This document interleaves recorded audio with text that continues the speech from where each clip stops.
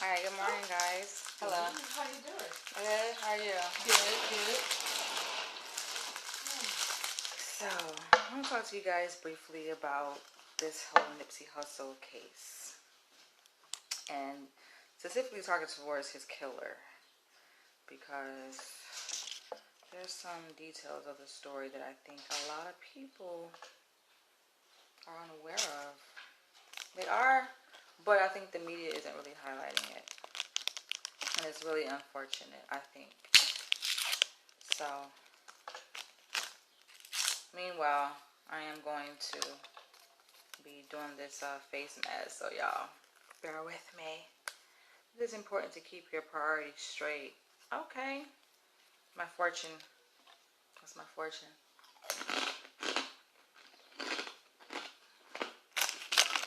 I want y'all to let me know what y'all think, though, because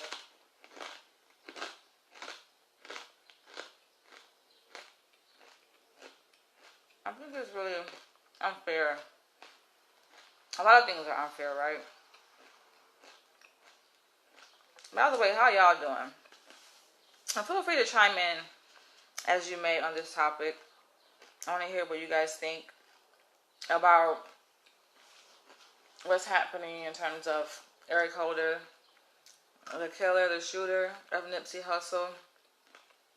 Being that he has a $5 million bill, I find it to be quite interesting that they're actually letting him get out. Like, usually people don't get a bail when it comes to a case this significant.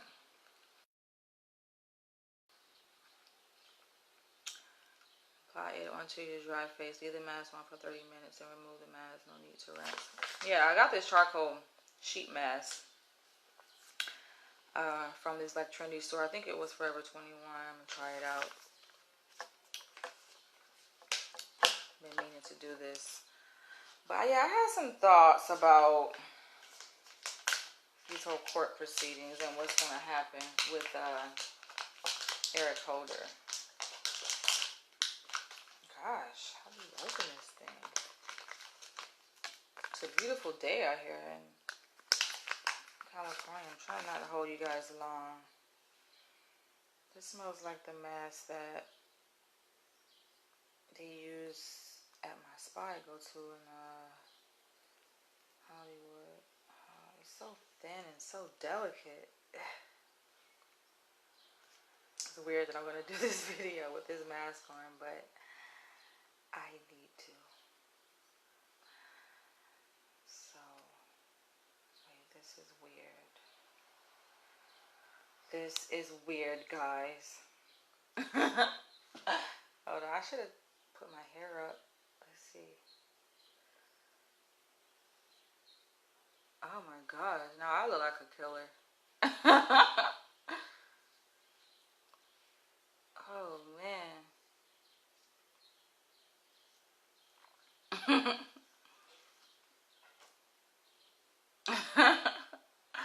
It says 30 minutes, but I doubt I'm going to leave this mask on that entire time. Is this a distraction for you guys? Hopefully we can have a discussion on this topic, because something I've been thinking about. You know, like being that he was arrested in front of a mental health facility, it's not surprising that he would go to a place that he deems as safe.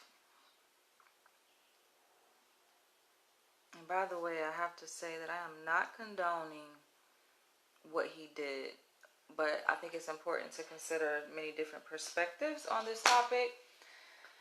And yeah, it's really unfortunate that Nipsey Hussle went out the way he did, and my condolences go out to him and to his family. Like, it really broke my heart to see what happened to Nipsey Hussle. I was heartbroken. I was shocked, you know, and being that I live so close to where he was shot and killed, it really hit close to home to me. So I think that I'm still affected by it. I'm still kind of going through the mourning. Even though I wasn't directly connected to Nipsey, it still has an impact, you know, on a lot of people across this nation. And it's just unfortunate, how he went out. But in terms of, Eric Holder, I think a lot of people are kind of like dismissing the reality that this case has many layers to it. And being that he was arrested, he was found near a mental health institution, it says a lot. And ironically, you guys know I work in mental health. I'm training to become a clinical psychologist. And where I work is a psychiatric hospital. I can't disclose which one or where, but I work with severely mentally ill clients. And it was just brought to my attention that Eric Holder was a former patient there. Like, he's been there. And I'm like, I wasn't surprised. I'm like, okay, being that he was arrested in front of a mental health institution means that he was trying to check himself into a mental health institution. It's no surprise that he has mental health issues. I mean, when you see the guy's face, like when you look at his face when he was in court standing behind his lawyer, it's pretty clear that he's not all there.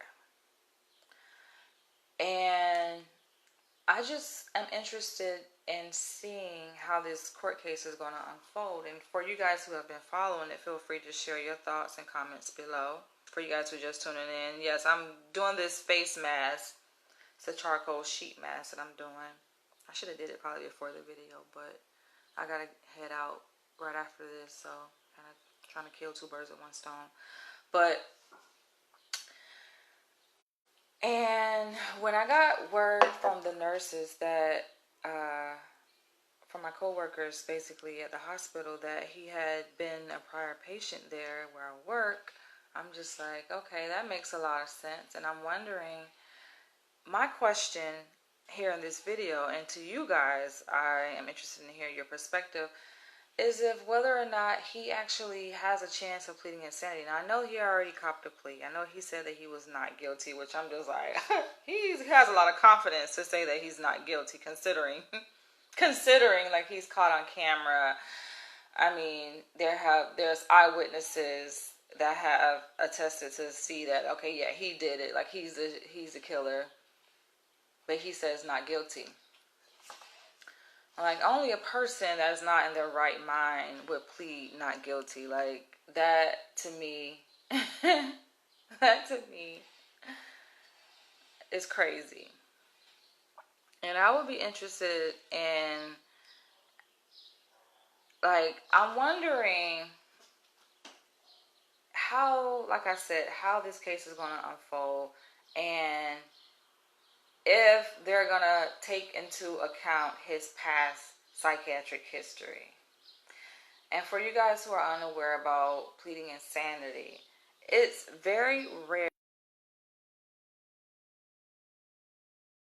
that a criminal, okay, but it's very rare that a criminal can plead insanity and win. That they will actually say, okay, you were insane. So it's like a cop-out. It's like an excuse. It's not to say that they're going to go away scot-free, but they, in terms of the consequences for the crime, they treat it differently when a person committed a crime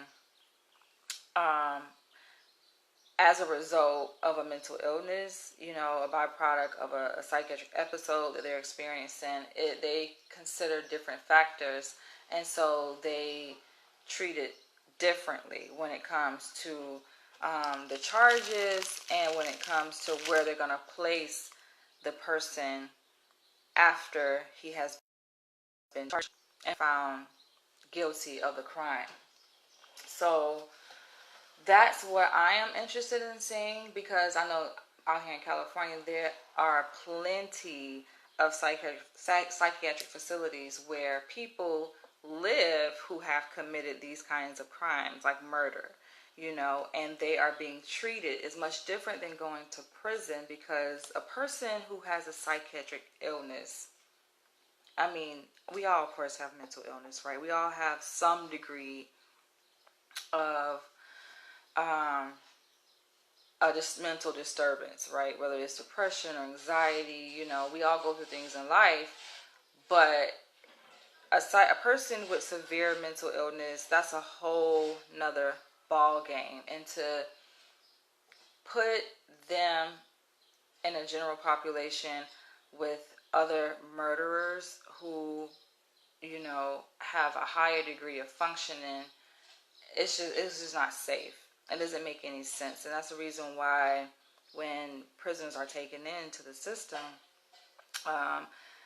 they go through a psychiatric evaluation. And so I would be interested in seeing like what his psychiatric evaluation look like. If they already done it, when they do it, like what it's gonna look like, because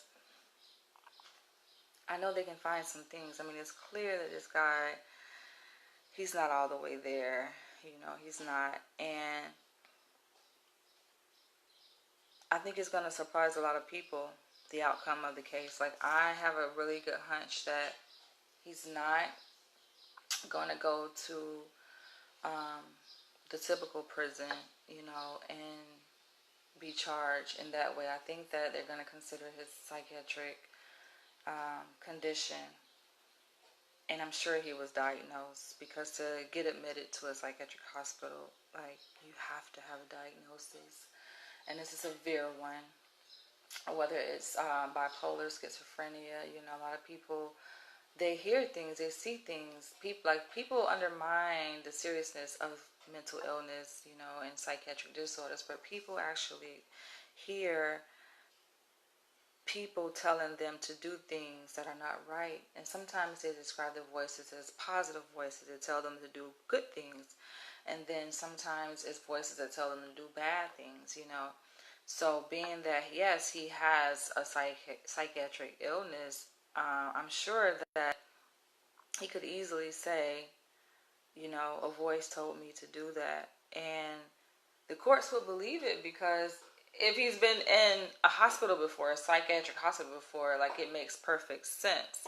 I know the media has kind of given their own spin to it, to say that it was due to gang violence and the guy was a part of a gang. But I think the prevailing factor in this case is that dude has a mental illness. And oftentimes when it comes to criminal cases relating to involving black people, that factor is looked over. They don't consider mental illness. It's just like, oh, they're a criminal. They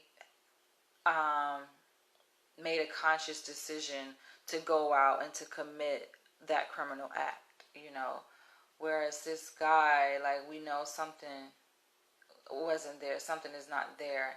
And when they say his bail was set at $5 million, I'm just like, interesting. That is a really important factor. That the fact that he even has bail speaks to a degree of leniency that the courts are taking. I want to hear what you guys have to say, because this thing is crazy. I think I'm going to leave this on a little bit longer, but I mean, it's crazy. It's sad. It doesn't take away, from the hurt and the pain that he's caused, many people across the nation. I mean, that's still there. It doesn't undermine the impact, that he's caused within the African American community. I mean, it's still wrong. Wrong is wrong.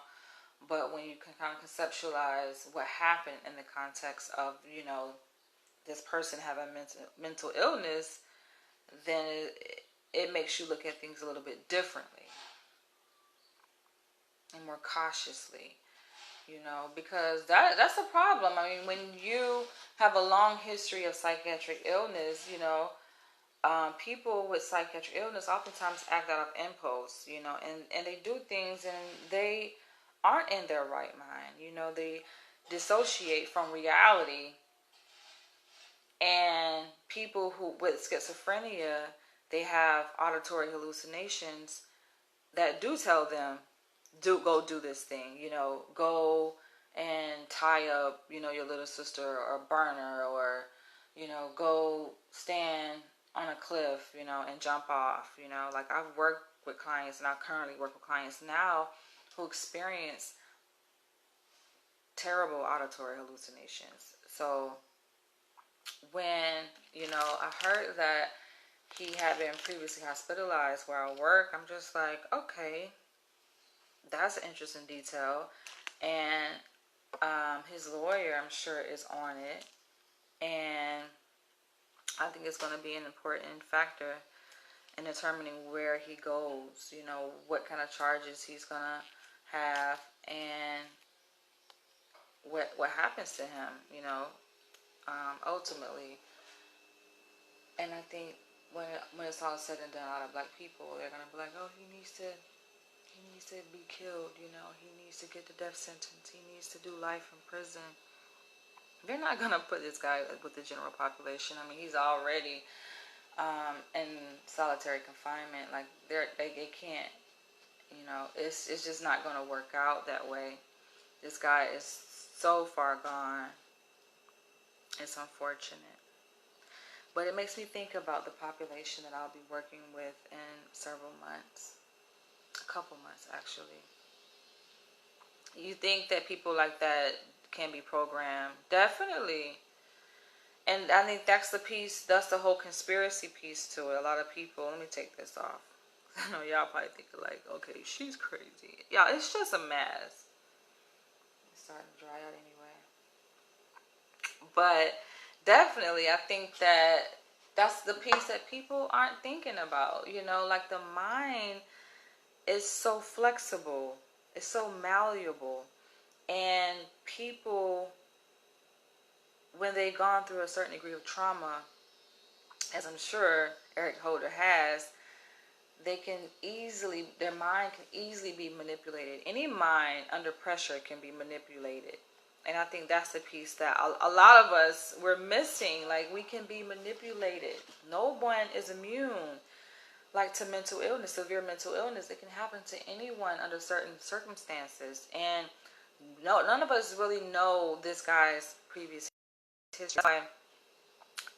I would be really interested in seeing his evaluation, to learn about what his childhood looked like. What was it like for him growing up? Where's his family? What kind of stressors that he's had? What kind of adverse childhood experiences has he undergone? What kind of medications he's been put on? Because, like, almost every client in the psychiatric hospital is on prescribed medication, psychotropic medication. And I did a whole video on psychotropic medication. I think it was last year. And I talked about the different kinds. And you guys, like, it alters your brain chemistry. You're talking about a chemical imbalance. Like, the goal, of course, is to stabilize a person and balance the chemicals in their brain. But through that process, there's a chemical imbalance in a lot of clients, especially when you talk about taking in new medication that they're not accustomed to. It takes time for the brain to adjust. It does.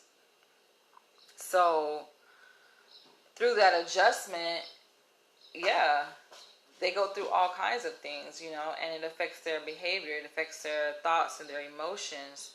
It's something that they cannot escape. And medication, that's just bottom line. And it's mandatory. It's like either you go to a psychiatric hospital or your ass go to jail. Psychiatric hospitals, they're just kind of similar to jail, but the focus is on treatment. Whereas in jail or prison, the focus is on correcting a person's behavior, and seen through a different lens, seen through a criminal lens. Like, they hold them responsible for the act in which they have committed.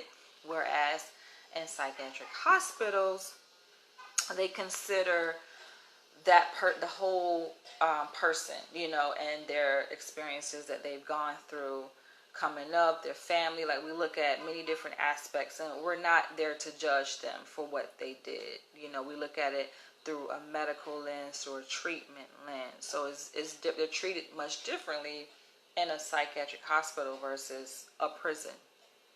And something is telling me that they're gonna send him to uh, an institution, a psychiatric institution, you know. And it's gonna be long term. It's not like, oh, he can go to a psychiatric hospital and just stay there for several months and get out. I don't think that's the case. Like, he's gonna be sentenced to most likely a state psychiatric facility where he's gonna probably live there for many, many years.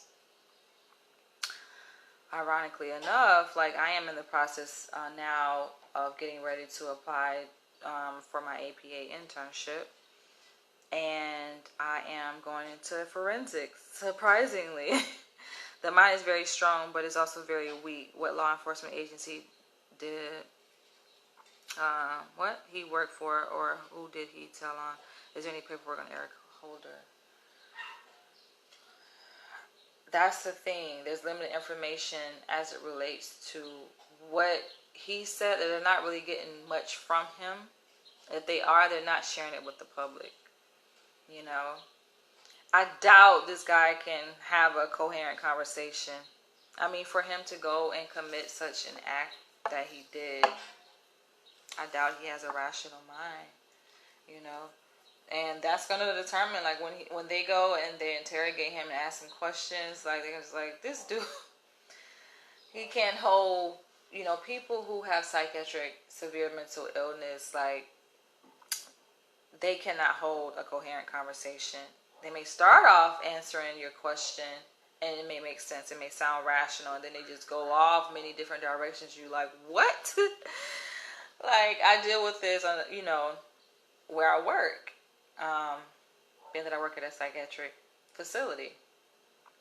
So yes, I am in the process now of applying for my APA internship, and with that, I'm going into forensics, you know, because my next rotation in my program is going to be working at a correctional facility.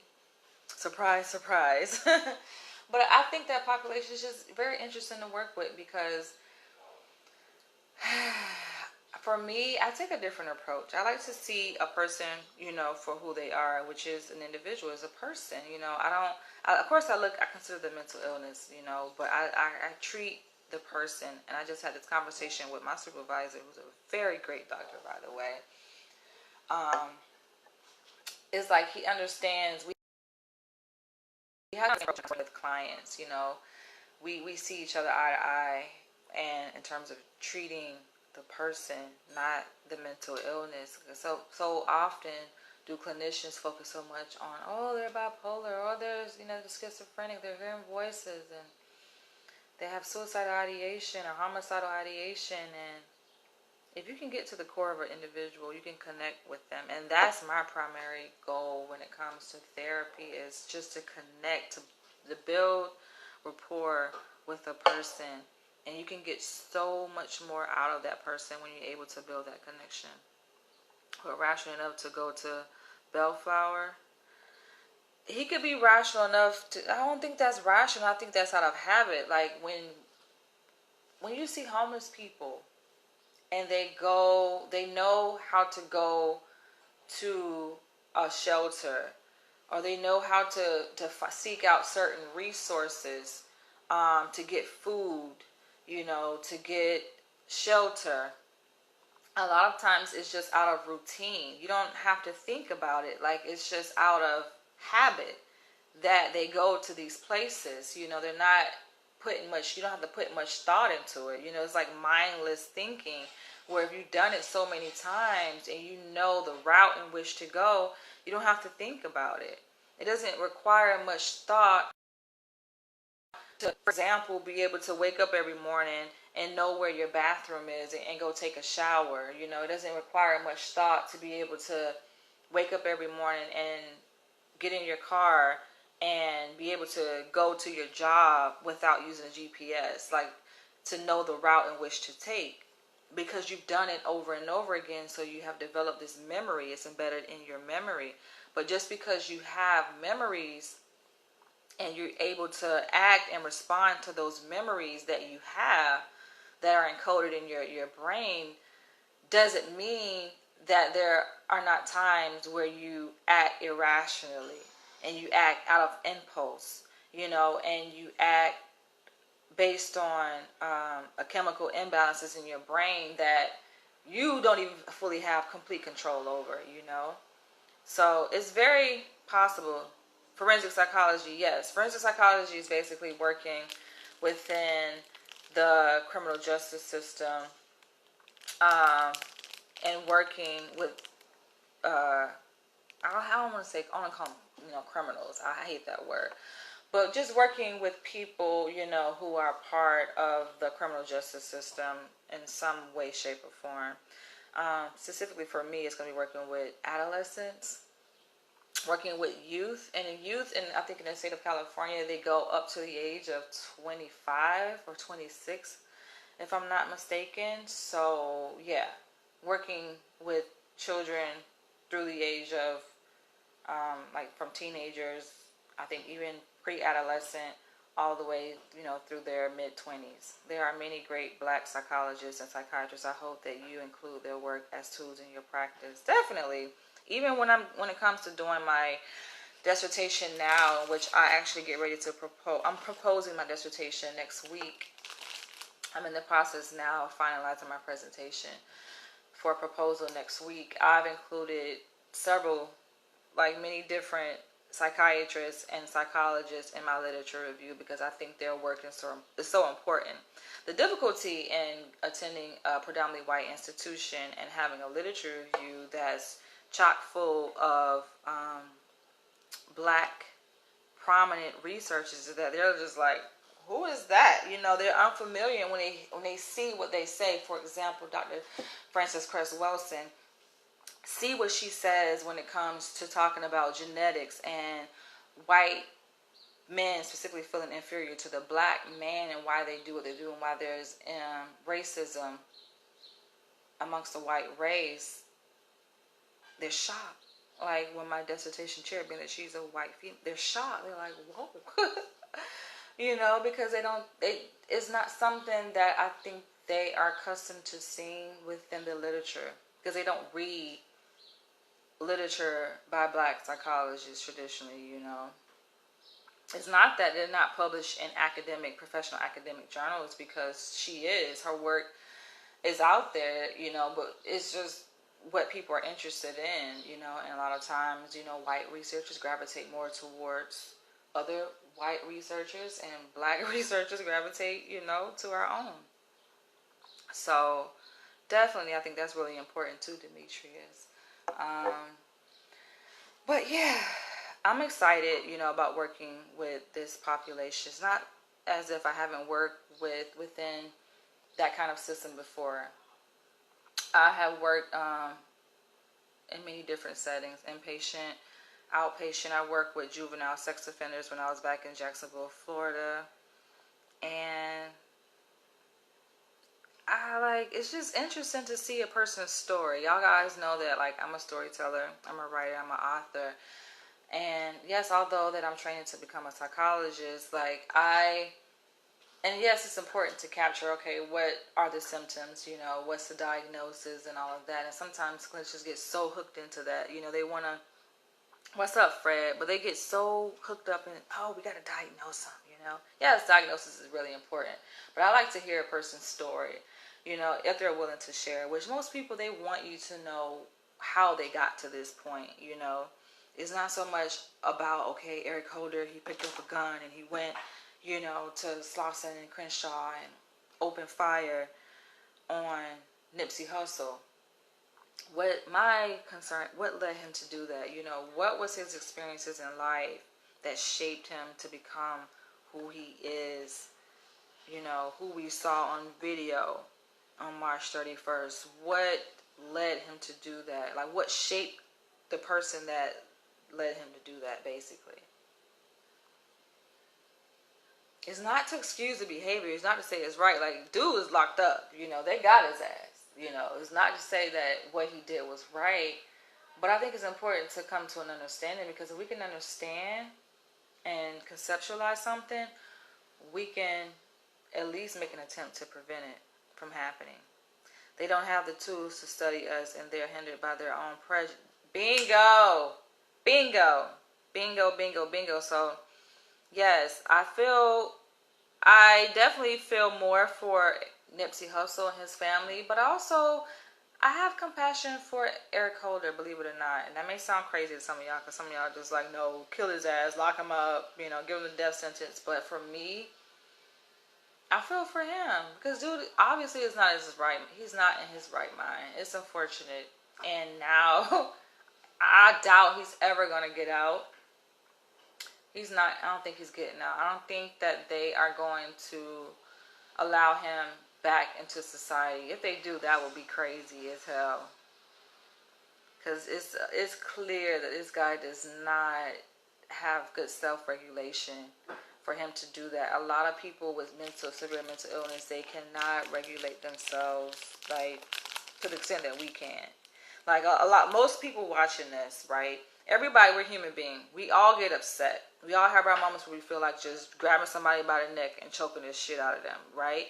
But there's a mechanism within us called self-regulation that prohibits us from doing that. We think about many different things. A lot of us think about the consequences of what could happen if we were to just go and grab somebody who pissed us the fuck off and choke the life out of them. We think about the consequences. That keeps us from doing it. We're able to regulate our emotions to the extent where, yes, we're angry, but we're not so angry to the point we lose control. Some people with severe mental illness, they don't have that capacity to do that. They don't have that. Like, I work with these clients, you guys, and I talk to them, and I'm just like, you know, can't you do deep breathing? Because deep breathing is very prominent in our field, you know, mindfulness and muscle relaxation, and just being able to be aware of your body in a certain given moment. So what you feel and ultimately regulate what you do. And some of them will share, I can't, like, I have to pop, you know, anti-anxiety pill because I just cannot be able to calm myself on my own because they just don't have that control. They don't have that capacity. I'm like, yes, you can do it. It takes practice. But they're like, no, if I don't have this psychiatric medication I'm taking that I pop in my mouth at the point where I'm feeling anxious, like, I am going to lose it. And it's sad. So for you guys who are watching, consider yourselves blessed if you do have that capacity. I know y'all, we like to judge other people, but I'm pretty sure there's a significant number of people watching this that can identify with losing control. That there are times where, maybe not often, but I'm sure you can pinpoint at least one time where your ass was not able to self-regulate and you lost complete control and you went off, and then it's like you black out and you cause harm, maybe to yourself, to other people. And then once you're able to go and let off that steam, you're able to kind of recollect and think like, well, damn, that was wrong. Some people have remorse, some people don't. They're just like, I did what I did. Black on Black Violence by Dr. Amos Wilson. I'm going to have to check that one out. Now, there's so much literature out there. A lot of us like to conceptualize it in the context of, you know, white supremacy and slavery and post-traumatic slave syndrome, which I actually cite Dr. I cite her work in my literature review. I'm looking at Black identity development and acculturation and implicit racial bias in African American parents and their children, actually preschool children. And we like to, you know, look at the systemic forces that are at play, you know. But there's some stuff that's happening on an individual level, and that's where psychology comes into play, you know. And like I said at the beginning of this video, like, I would be interested in just seeing, like, what is his history.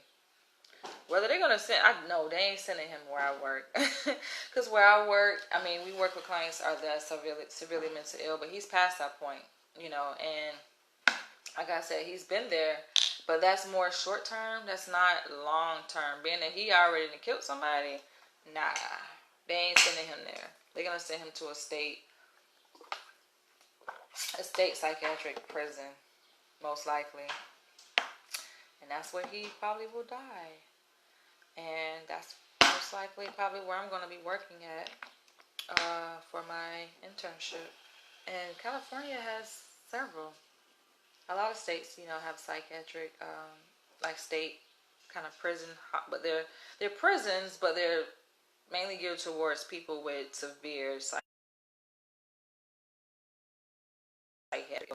That's the thing. You think about homeless people, and y'all, a lot of us have come across homeless people. They're out on the streets, and you hear them talking to themselves, and they talk to their voices. It's real. They're not acting. They're not just trying to get attention. Like, that shit is real, man. And a lot of them, are saved by the law. The law intervenes, and they bring to psychiatric hospitals. They put them on like a temporary hold there. They usually spend like 72 hours. Some spend longer, a week, 2 weeks, until they are stabilized. And basically, stabilization includes just mainly medication. Criminally insane. Yes, basically that's what it is, Demetrius. They plead insanity. It's a criminal. Um, they call it excuse. So it's like a cop out, but that's what it is. They would not be able to survive amongst so-called real criminals who have their mind intact. They would not. They will die. They would get killed. They just would not, or they probably would go and kill other people. And in terms of the staff that they delegate to work in the traditional prisons with the traditional criminals, so to speak, is they come from a different modality. You cannot treat a person who is responding to internal stimuli where they hear voices and they lack self-regulation. You cannot talk to them the same way you talk to, let's say, a traditional gang banger who just like, oh, I just want to be a thug and go out there. You cannot talk to them the same way. It's going to result in a lot more chaos. You have to come from a different approach. So that's why we keep them separately in different institutions. I can also watch Amos on YouTube. Yes. So that's pretty much what I wanted to share in this video. I mean, it's unfortunate that it happened. A lot of people, still hurt by it, crying. But I wanted to just bring to you guys' awareness that perspective. Because a lot of people dismiss it, and it's just like, it's not saying you let that person off, no, but you just consider other mechanisms that are at play. You say they would kill Shitty. Yeah, they would kill him. At least in a psychiatric prison, he would be treated differently. Yeah, he most likely going to spend the rest of his life there. But even people who live the rest of their lives in institutions, when we think about living in an institution, what comes to my mind is like quality of life. So at least the rest of his life can be spent with him having opportunity to try to at least come to terms with what happened, how he got to that point. If somewhere in his mind he can be able to reflect, And the thing about psychiatric mental illness, severe mental illness, is that there are times when people with psychosis are able to have a quiet space and have some inkling of sanity, and kind of think about their life, their decisions, But sometimes it's so heavy for them, what they've been through. It's so heavy, and that's the reason why they dissociate, because it's too much for them to sit down and think about how they were abandoned as a child, how they were beaten, neglected, abused, as a child. Think about their own choices and the pain they've caused other people to come to that humanistic point of reality. is so heavy for them. That's like mine, like you said, it's a very beautiful mechanism. It's very strong, but it's also very weak. But it's strong in the sense that it does that automatically. A person doesn't necessarily force them. Well, people do through drugs, they escape reality, by drinking or, smoking marijuana or any other controlled substance. So they do have some, degree of control over being able to dissociate from reality in that respect.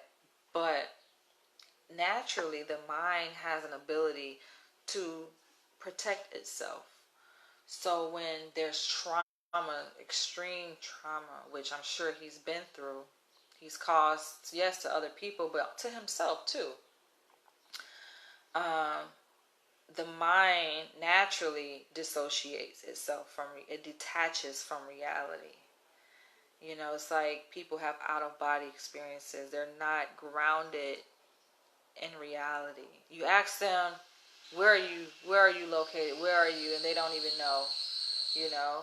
You ask them what time it is, what's your name, and they're just not there. You try to have a coherent conversation, and they're not there. And that's the protective mechanism that our brains have to protect ourselves from the harshness of having to process and to think about your current situation when it's just so awful. And like his name says, it's so shitty. They don't want to even, you can't think about it, I'm sure he was in a lot of pain. He felt disempowered because he was rejected. And most people, when they go through rejection, are able to, come to a sense of acceptance and say, all right, they don't want me there. Yeah, you're going to be upset. You're going to be mad. But the fact that he could not sit with that anger, like he could not accept the fact that Nipsey didn't want him at his store, and he took to, means of trying to, not trying, but to kill them, he resorted to that decision. Goes to show he wasn't there. He wasn't there mentally. Was it premeditated? It seemed like an impulsive act for him to leave and immediately come back, because it was just a short amount of time that elapsed. That when he was there, he showed up initially. They had an exchange. He left, got the gun, came back, and then shot and killed them. That was like out of impulse. He didn't think twice about it, because if he did, but the thought of him going to jail, or I don't think it crossed his mind. Like it usually doesn't. When people are dissociating from reality, reality tells us, hey man, you're gonna go to jail. Hey man, there are consequences. But when you're dissociating from reality, that's not even a factor. But hey, I'm about to end this video. Thank you guys for tuning in. Feel free to share your thoughts below. Be honest. I know a lot of you guys probably don't buy the insanity plea. You're like, no, he know what he was doing. But look at the man's eyes, man. You can look in a person's eyes and tell if they're there. But hey, I'm about to go. Share your thoughts below, and I'll catch you guys later. Bye.